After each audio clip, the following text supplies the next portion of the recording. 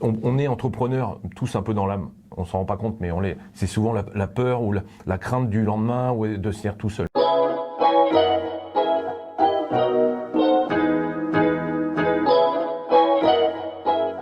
Je suis Dominique Girard, je suis le président de HPR Solutions. J'ai 56 ans, j'ai 4 enfants et 4 petits-enfants. J'ai fait 30 ans dans l'industrie automobile et puis il y a 2 ans en fait j'ai décidé de me lancer pour faire vraiment autre chose, une envie d'aller plus vers l'écologie et puis de changer de monde, de prendre des initiatives plus personnelles, mais malgré tout travailler en équipe parce que je ne peux pas travailler tout seul, donc aller chercher des compétences pour pouvoir mener un projet complètement différent, quoi, plus personnel. Moi c'est Pierre Manac, 55 ans, marié, 2 enfants, un gros passé dans le monde de l'industrie automobile et aujourd'hui envie de passer à autre chose. Avec Dominique on se connaît depuis 25 ans, c'était mon tuteur quand je suis arrivé dans la région et donc il m'a proposé ce projet il y a à peu près 1 an. Bon, ça a maturé dans ma tête et donc j'ai quitté l'entreprise où j'étais pour venir le rejoindre et faire développer le produit sur lequel on travaille, sur que lui a créé et sur lequel il travaille depuis quelques années. Une forte envie surtout de faire autre chose, quoi, et de voler plus par ses propres ailes, puisque Pierre avait déjà monté son expérience quand l'énergie avait fermé, donc j'avais déjà des contacts, finalement pourquoi pas moi, et l'idée en fait de développer, d'aller sur l'écologie et notamment donc développer une solution pour désengorger les centres-villes, puisque c'était ça un peu le point de départ. Eh bien, je dis voilà, à l'âge qu'on a et à la situation qu'on a, bon, je dis allez, c'est bon, c'est parti, on y va, quoi. Le parcours est un peu différent. J'étais chez Énergie 2014, le site ferme, donc 2 solutions, soit on suit, soit on se lance dans autre chose. Et une certaine lassitude, l'impression d'avoir fait un peu le tour. Je me suis dit, allez, je me lance, je crée une activité. Ça, on est en 2014. Et puis, créer une activité seule, c'est un vrai challenge. Il faut trouver des clients, c'est très intéressant. Et puis, un beau jour, il y a une société pour laquelle j'ai travaillé qui m'a inspiré, qui m'a proposé un CDI. Alors, le CDI, c'est plus confort, c'est sûr. Il y a moins d'aventure. Et donc, j'ai repris un emploi de salarié pendant quasiment 3 ans. Et puis, voilà, le même sentiment est réapparu. C'est-à-dire que j'ai l'impression d'avoir fait le tour. Voilà, c'est puis des valeurs qui me correspondaient plus tout à fait. Et là, donc, Dominique est venu avec le projet HPR et voilà, ça maturait dans ma tête et je me suis dit de toute façon, j'ai su le faire une fois, 0 risque. On a le même âge, on a à peu près les mêmes situations familiales. Donc j'ai dit, allez, l'aventure se retente une nouvelle fois et voilà, donc on est en plein dedans et on y passe des bons moments. L'acronyme de HPR Solutions, le H c'est humain, donc c'est un côté qui est très important pour moi et puis en fait tous les 4 on se connaît très bien et puis on est complémentaires et donc on fait vraiment une équipe complète, quoi. Et donc le côté humain c'est vraiment la priorité. Le P c'est pour le potentiel humain, ouais. Et puis le R c'est ressources, donc les ressources humaines mais aussi les ressources qu'on a dans la nature pour pouvoir avancer sur nos projets, quoi. Et solutions, donc voilà, parce qu'on est là pour apporter des solutions. Et donc le premier projet en fait qu'on développe c'est un nouveau tricycle à assistance électrique entièrement capoté et qui s'appelle l'Urbaner.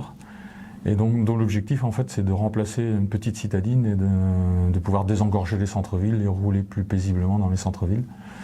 Donc on a développé ça. Alors l'idée moi est venue il y a un peu plus de 4 ans et c'est là que Thierry m'avait conseillé de frapper à la porte de la Technopole où du coup on a intégré le programme ID Factory qui nous a bien aidé à poser les bonnes questions, à bien définir notre projet, voir le réel potentiel de ce projet. Et puis on est arrivé là, au bout de 2 ans, vous avez accepté de nous incuber. Et donc là c'était le grand saut, quitter l'emploi salarié et puis créer l'entreprise. L'idée c'est, on vient tous du secteur, on a quasiment passé tous 30 ans dans le monde de l'automobile. On sent que c'est quelque chose, on arrive en fin de cycle et qu'il faut vraiment passer à autre chose parce qu'il faut penser à nous mais aussi à nos descendants. La planète on en a qu'une, des vies on en a qu'une, donc il faut essayer de faire ça le mieux possible, que notre vie serve à semer quelques graines pour faire du bien à la planète. Alors c'est peut-être un peu ambitieux, mais en tout cas il faut une démarche personnelle.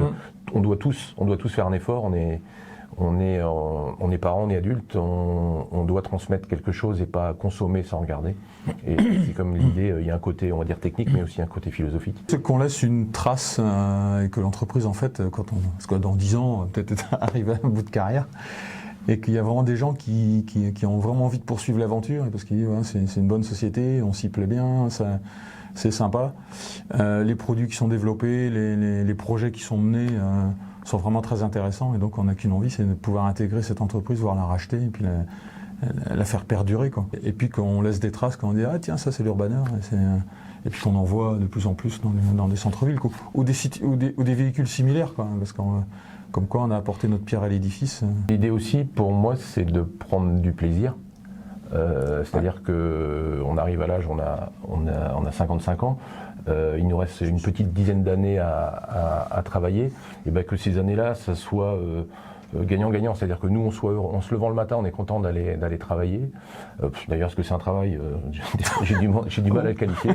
Mais en tout cas, ça nous occupe beaucoup. Le jour, la nuit, on y pense tout le temps. Parce qu'en fin de compte, dans une structure comme HPR, on est 4 aujourd'hui. Quand on se retourne, il n'y a pas grand monde. C'est-à-dire que dans une PME ou une multinationale, tous les postes sont bien définis. Là, on a chacun des spécialités.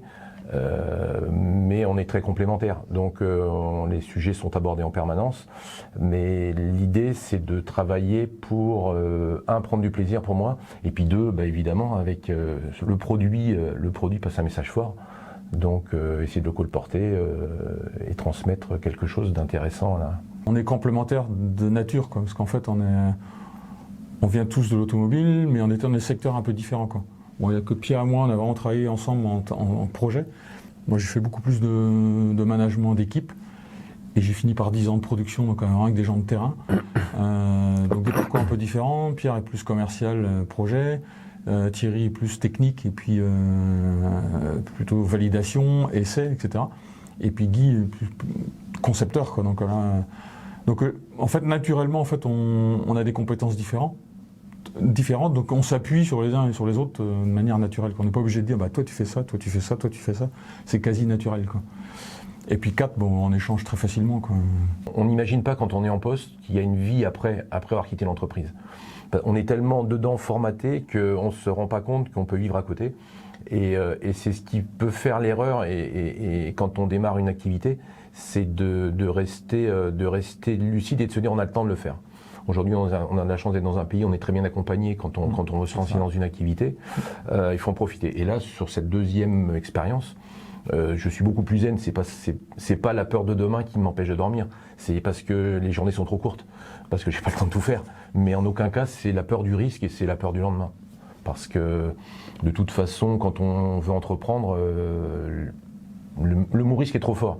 C'est-à-dire que c'est l'inconnu qui peut nous faire peur et nous pénaliser et nous à la limite nous paralyser. Mais il faut surtout pas être focus là-dessus. Les solutions, elles arrivent, on fait des rencontres, voilà, il y a des situations qui font qu'on n'a pas pu imaginer. On a beau essayer de mettre tout en équation, il y a forcément des ingrédients qui vont manquer. Et donc il va y avoir des belles rencontres, et dans tous les cas c'est important, et il y a forcément une vie après le poste qu'on quitte quand on veut créer son activité. Un conseil fort, c'est de savoir s'entourer. Et puis de ne pas hésiter à en parler autour de soi. En fait, on fait plein de rencontres. Et, on peut faire des belles rencontres, d'autres qui sont moins pertinentes, on laisse de côté, quoi. Et des conseils, en fait, on en a besoin, et puis on a besoin de se rassurer, quoi. Si on parle de notre projet, puis qu'on entend ah oui, c'est une idée, c'est génial, c'est bien, allez-y, ça doit marcher, c'est dans l'air du temps, etc. Ou alors, si on entend je ferais peut-être pas comme ça, enfin, voilà, s'imprégner un peu des ressentis des autres. Et puis on a un formidable atout qui est la Technopole, quoi. Enfin, voilà, je fais de la pub, mais c'est normal parce qu'on est quand même accueillis, on est orienté. Mais malgré qu'on soit à la Technopole, on était quand même allé voir ID Forecar. C'est un autre organisme pour avoir un autre aperçu. Et ça permet de croiser, de peser, et donc peser le pour et le contre. Et puis de valider son projet, en fait, c'est surtout ça, quoi. Et après, il faut partir quand on se sent prêt, quoi. Parce que moi, ça fait très très longtemps, quoi. Il y a plus de 10-15 ans, j'avais lorgné un peu pour acheter une entreprise. En fait, j'étais pas prêt, donc je l'ai pas fait, quoi. Et là, en fait, quand on se sent un peu libéré, parce qu'on a déjà assuré en fait ses arrières, mis sa famille à l'abri. Bon, allez, si on a envie, il faut y aller, il ne faut surtout pas hésiter, parce qu'on va regretter tout le temps si on ne le fait pas, quoi. Donc, et puis il faut se dire, si jamais un jour ça va mal, s'il faut retourner dans l'industrie, bon, il retournera et puis c'est tout, quoi. Enfin, moi ça me fait pas peur de dire, bah voilà, j'ai tenté, ça n'a pas marché, bah tant pis. Mais plutôt que de dire, ah, j'aurais dû, bah, il fallait y aller, quoi. Faire ce qu'on a envie de faire, c'est super important. D'ailleurs, que ce soit pour le travail ou même pour la vie personnelle. On est entrepreneurs tous un peu dans l'âme. On s'en rend pas compte, mais on l'est. C'est souvent la peur ou la crainte du lendemain ou de se dire tout seul. Mais il faut que ça soit un projet perso dans Partagé. la tête, mais qu'on soit partagé, que ça soit seul. On peut être entrepreneur seul. Moi, je l'ai été pendant quasiment 3 ans. Mais j'avais à la famille, à la maison, j'avais un soutien énorme. Et là, c'est pareil. Quand je suis arrivé pour rejoindre Dominique, c'est pareil. Ça a été une discussion familiale et voilà, la décision s'est prise en quelques secondes. Mais voilà, quand on se sent soutenu, ça change tout.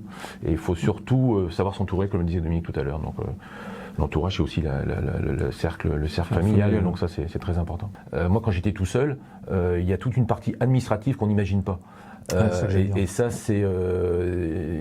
Moi, j'avais des fois des fins de semaine, des vendredis et samedis quand le courrier arrive et qu'il y a des problèmes administratifs, alors qu'on a eu une semaine, on a travaillé énormément.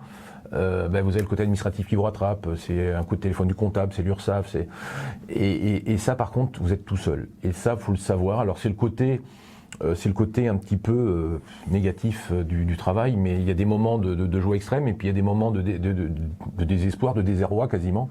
Mais bon, quand vous avez une commande qui arrive, un nouveau client, ça c'est des moments de joie intense. Mais oui, il y a des moments, c'est pas simple. Mais comme dans tout métier, comme dans toute activité, il y a des hauts, il y a des bas. Voilà, quand on fait des bas, on est tout seul. Donc c'est pour ça que la cellule familiale est importante, parce que notamment pour les mauvaises nouvelles. Voilà, donc ça fait partie ça fait partie de l'aventure. Pour résumer, il faut être à l'écoute. Et qu'on soit seul ou en équipe, il faut écouter tous les corps de métier, parce qu'ils ont chacun leur spécialité. Ils en voient passer beaucoup. Vous faites votre activité, c'est la seule que vous allez faire et réaliser. Et donc être vraiment à l'écoute, et ça évite de faire des grosses erreurs. Parce que voilà, tous ces personnes-là sont des professionnels, et si vous voient dériver ou vous allez prendre le mur, il y en a forcément un dans l'équipe de personnes qui vous entourent qui va vous le dire. Donc ça, c'est quelque chose qu'il ne faut pas oublier, c'est d'être à l'écoute des autres.